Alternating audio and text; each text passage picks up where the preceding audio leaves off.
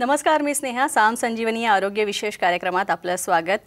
सांधेदुखी आणि आधुनिक उपचार, त्यावर काय काय आहेत आधुनिक उपचार पद्धती याविषयी आपण चर्चा करणार आहोत. आणि त्यासाठी आपल्या स्टुडिओत आलेले आहेत दरेकर सुपर स्पेशालिटी हॉस्पिटलचे robotic joint replacement surgeon doctor Mangesh Darekar. सरांचं स्वागत करूया. डॉक्टर मंगेश, तुमचं स्वागत. नमस्कार. डॉक्टर मंगेश यांच्याशी चर्चा करणार आहोत. तसंच नी ट्रान्सप्लांट किंवा सांधेदुखी यावर काय आधुनिक उपचार पद्धती दरेकर हॉस्पिटलमध्ये उपलब्ध आहेत, आणखी कोणत्या पद्धतीने सर्जरी या सगळ्या संदर्भातल्या केल्या जातात ते आपण डॉक्टरांकडून जाणून घेणार आहोत. मात्र त्याआधी डॉक्टरांची थोडक्यात ओळख करून देते. डॉक्टर मंगेश हे दरेकर सुपर स्पेशालिटी हॉस्पिटलमध्ये रोबोटिक जॉईंट रिप्लेसमेंट सर्जन म्हणून काम करतात. तसंच डॉक्टर दरेकर हे स्पोर्ट्स मेडिसिनचे तज्ज्ञ आहेत. ते FIFA सर्टिफाईड डॉक्टरसुद्धा आहेत आणि त्यांनी MBBS DNB ऑर्थोचं प्रशिक्षण जे आहे ते पुण्यातून घेतलेलं आहे. त्यांनी सांधेरोपण शस्त्रक्रियेच्या विविध ठिकाणी प्रशिक्षणसुद्धा घेतलेलं आहे. तसंच त्यांनी 2015 साली जर्मनी इथं देखील सांधेरोपण शस्त्रक्रियेची फेलोशिप घेतलेली आहे. ते सध्या Darekar super speciality hospital, Sun City road, Sinhagad road, Pune इथं चीफ रोबोटिक सांधेरोपण तज्ज्ञ म्हणून काम करतात. तसंच त्यांना जवळपास या क्षेत्रातला 10 वर्षांहून अधिकचा अनुभवसुद्धा आहे. तसंच ते पुण्यातील विविध रुग्णालयांमध्ये आपली सेवा पुरवतात. विविध हॉस्पिटल्स जे आहेत पुण्यातले त्यात ते संलग्न आहेत, त्या हॉस्पिटलशी ते संलग्न आहेत. तसंच डॉक्टर मंगेश हे ट्रॉमा सर्जरी असो किंवा खुबा, गुडघे आणि खांदे यांच्या सांधेरोपणाच्या कोणत्याही प्रकारच्या आधुनिक शस्त्रक्रिया असोत, तसंच खांदे आणि गुडघ्याच्या कोणत्याही प्रकारच्या ऑर्थोस्कोपिक प्रक्रिया असोत, सर्जरीज असोत, या सर्जरीजमध्ये डॉक्टर मंगेश यांचा हातखंड आहे. चला तर मग आता चर्चेला सुरुवात करूया आणि जाणून घेऊयात सांधेदुखीविषयी. सांधेदुखी डॉक्टर, आपण सांधेदुखी खरं तर आजकाल वय असा अडसर राहिलेला नाही. सगळ्या वयोगटातल्या लोकांना, अगदी लहान मुलांना सुद्धा सांधेदुखीचा त्रास होतोय. अनेक तरुणींना सुद्धा या सांधेदुखीचा त्रास होतो. तर मुळात सांधे दुखतात किंवा झिजायला जेव्हा सुरुवात होते त्याचं कारण आपल्याला सुरुवातीला काय सांगता येईल? सर्वप्रथम सर्वच लोकांचे सांधे सुरुवातीला झिजण्यामुळेच दुखतात असं नाही आहे.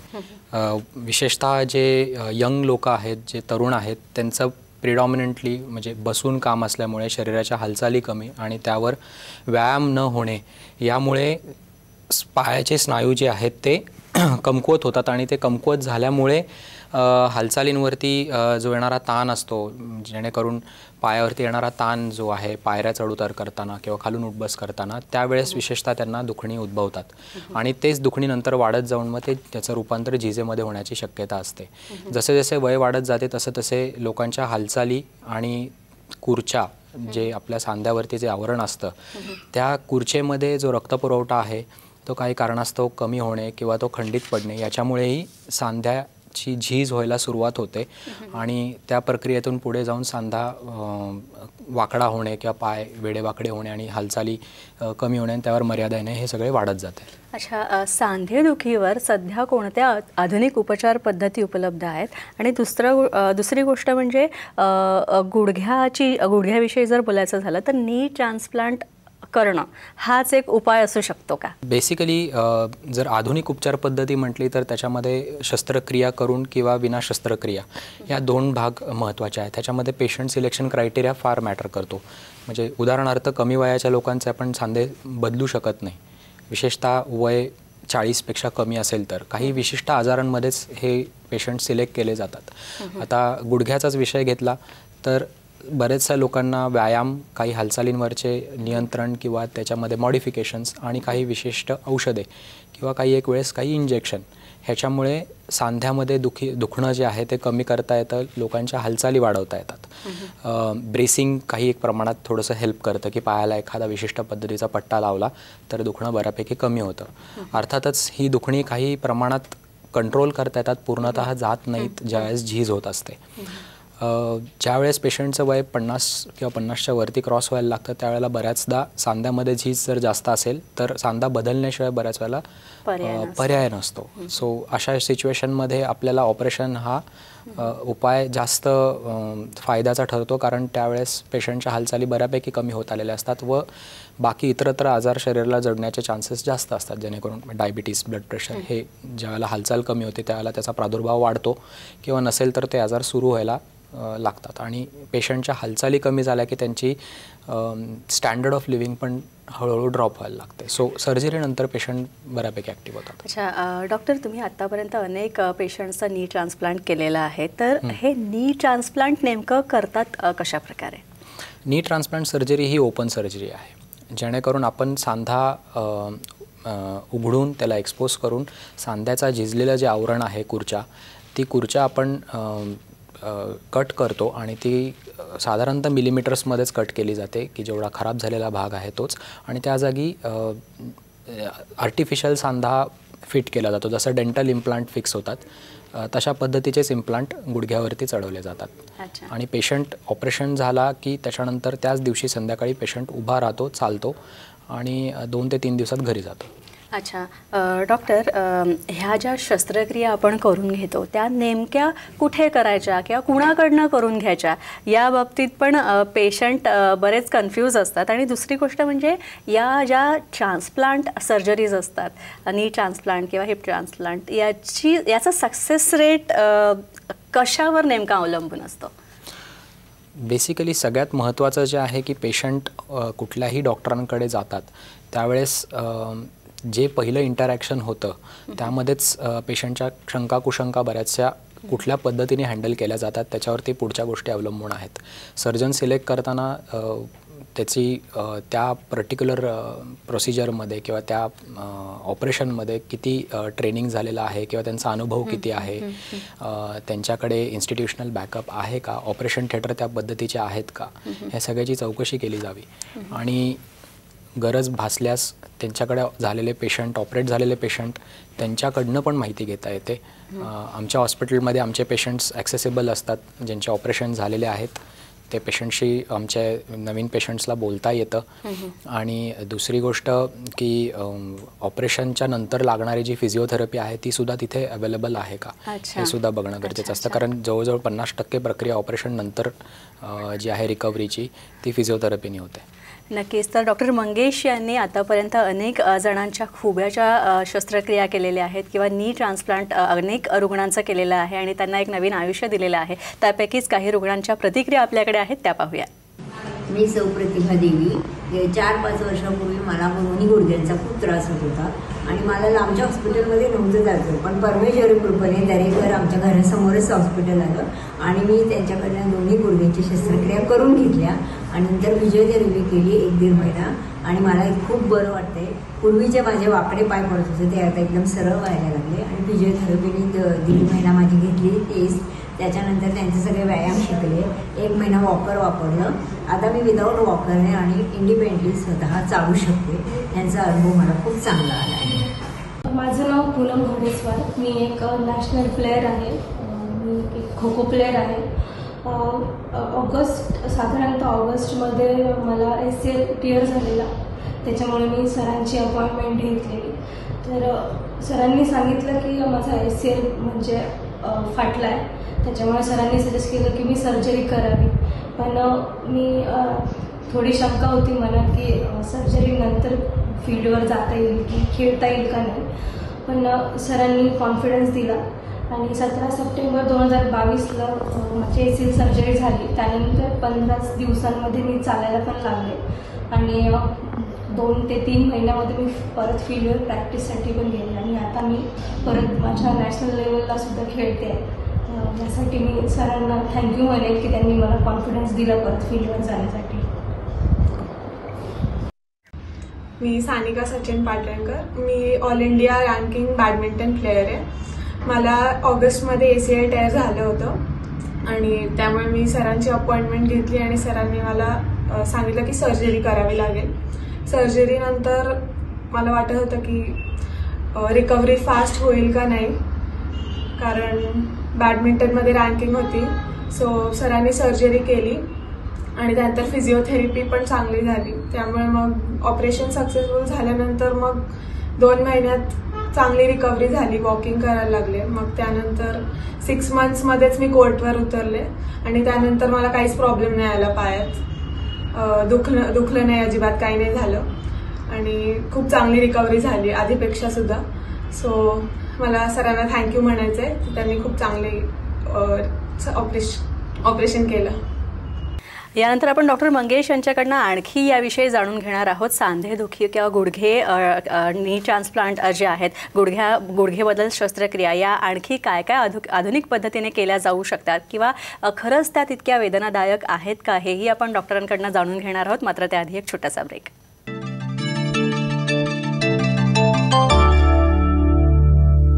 ब्रेकनंतर पुन्हा एकदा आपलं स्वागत. सांधेदुखी आणि त्यावरचे आधुनिक उपचार काय आहेत ते आपण डॉक्टर मंगेश दरेकर यांच्याकडनं जाणून घेतोय. रोबोटिक जॉईंट रिप्लेसमेंट सर्जन आहेत डॉक्टर मंगेश दरेकर. डॉक्टर, ह्या ज्या ट्रान्सप्लांटच्या शस्त्रक्रिया असतात, नी ट्रान्सप्लांट किंवा हिप रिप्लेसमेंट, या सगळ्या शस्त्रक्रिया असतात, तर या शस्त्रक्रिया खरंच तितक्या वेदनादायक असतात का?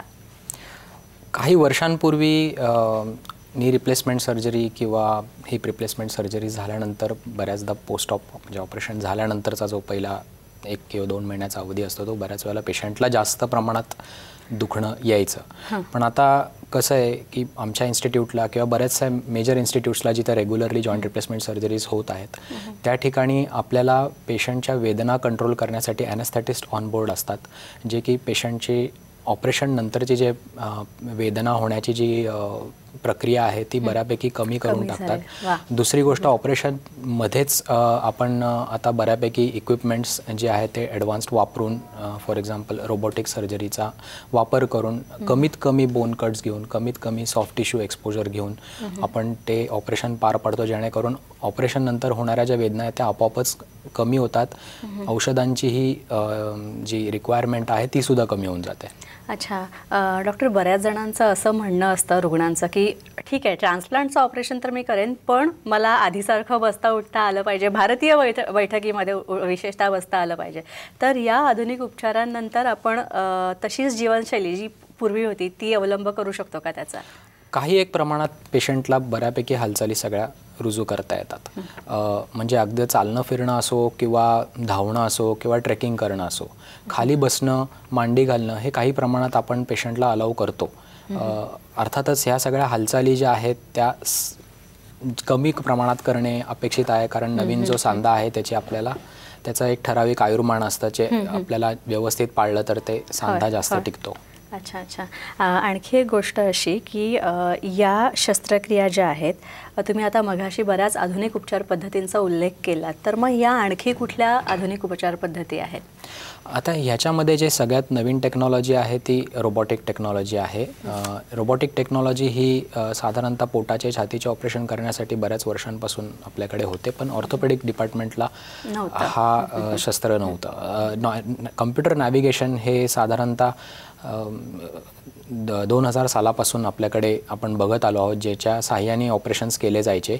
अर्थातच ते इक्विपमेंट फार मोठे होते आणि त्याच्याने फार काही प्रमाणात मदत होत नव्हती. आता त्याच कम्प्युटर नॅव्हिगेशनच्या सोबत आता रोबोटिक आर्मसुद्धा काही कंपनीजने डेव्हलप केलेले आहेत, जे आपल्याला सर्जरी एक्झिक्यूट किंवा ती सर्जरी पार पाडायला मदत करतात.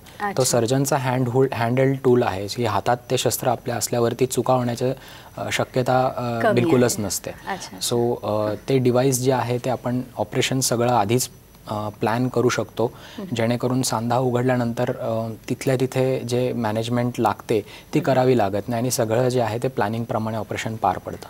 अच्छा, ज्या आधीच्या म्हणजे पारंपरिक उपचार पद्धती होत्या गुडघे व दुखीवरच्या आणि आत्ता ज्या आधुनिक उपचार पद्धती ज्या दरेकर सुपर स्पेशालिटी हॉस्पिटलमध्ये तुम्ही देता, तर याच्यात रुग्णांना फायदा किती होतो त्याचा?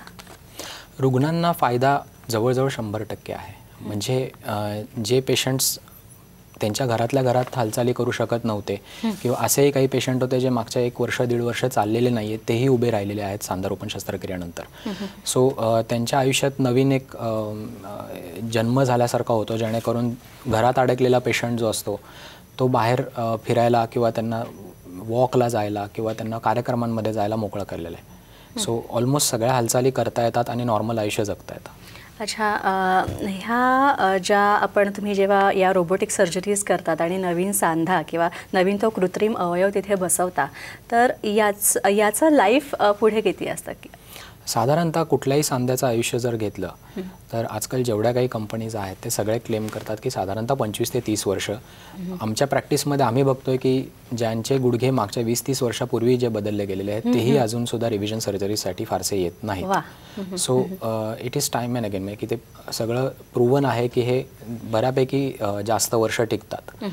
युजली पेशंटला दुसऱ्या शस्त्रक्रियेसाठी जाण्याची आवश्यकता पडत नाही. अच्छा डॉक्टर, आता आपण नी ट्रान्सप्लांटविषयी बोललो, पण आता जरा हिप रिप्लेसमेंटविषयी सुद्धा बोलूया की ही खुब्याच्या ज्या शस्त्रक्रिया असतात त्या खुब्याचं दुखणं जेव्हा अतिशय वाढत जातं तेव्हा केल्या जातात, पण खुबेदुखीची आपल्याला यामागची नेमकी कारणं आधी काय सांगता येतील? खुबेदुखीचं जे प्रमाण आहे ते यंग लोकांमध्ये जास्त आहे.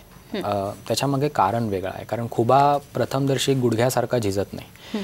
त्याला काहीतरी प्राथमिक आजार असला की बऱ्याच वेळेला खुब्यामध्ये झीज निर्माण व्हायला सुरुवात होते. काही संधिवात आहेत जे यंग लोकांमध्ये होतात, किंवा एव्हीएन किंवा एव्हॅस्क्युलर नेक्रॉसिस ऑफ द फिमोरल हेड, म्हणजे सांध्याचा जो बॉल आहे त्या बॉलचा रक्तपुरवठा काही कारणास्तव खंडित होतो आणि त्याच्यामुळे बॉल खराब होतो. हे वयोगट 20 ते 30 ह्या एजमध्ये युजली होतं.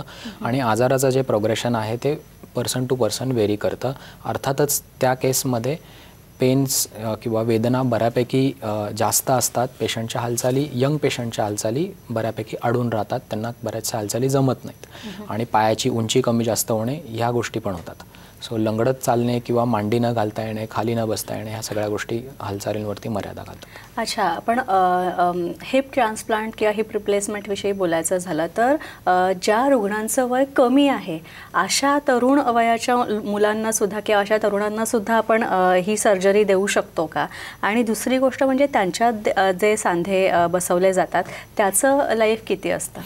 हिप रिप्लेसमेंट सर्जरी ही सगळ्यांसाठी नसते, विशेषतः यंग पेशंट्समध्ये. कारण कसं आहे, हिपचं जे आयुर्मान आहे जे सांध्याचं आर्टिफिशियल ते साधारणतः 20-25 वर्षाचं आहे.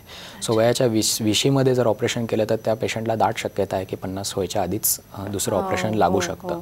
सो आमच्या प्रॅक्टिसमध्ये आम्ही जेवढं होईल तेवढं टाळण्याचा प्रयत्न करतो, जेणेकरून फिजिओथेरपी, काही औषधं, काही रेजिमेंट्स आहेत वेगवेगळे, जे देऊन ते जेवढं विलंब करता येईल तेवढं करणे. अर्थातच काही एक वेळेस परिस्थिती अशी असते की पेशंटची हालचाल पूर्णच बंद होऊन जाते आणि ते बेडवरती असतात. मग त्या केसमध्ये आपल्याला तो विचार करता येत नाही, कारण आत्ताचं जे उमेदीचं वय आहे त्यामध्ये हालचाल गरजेची असते. सो तिथे रिप्लेसमेंट केली जाते.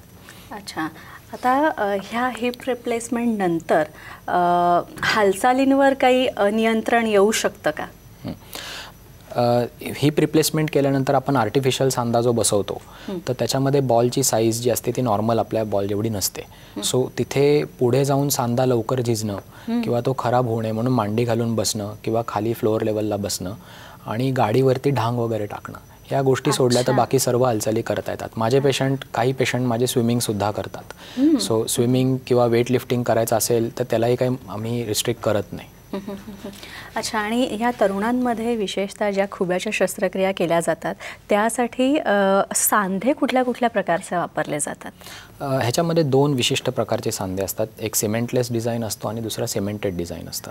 सो सिमेंटलेस डिझाईन जे आहेत ते हाडामध्ये इन्कॉर्पोरेट होतात, म्हणजे की सांधा बसवला की आजूबाजूनी हाड वाढते आणि ते सांध्याचाच एक भाग होऊन जातो.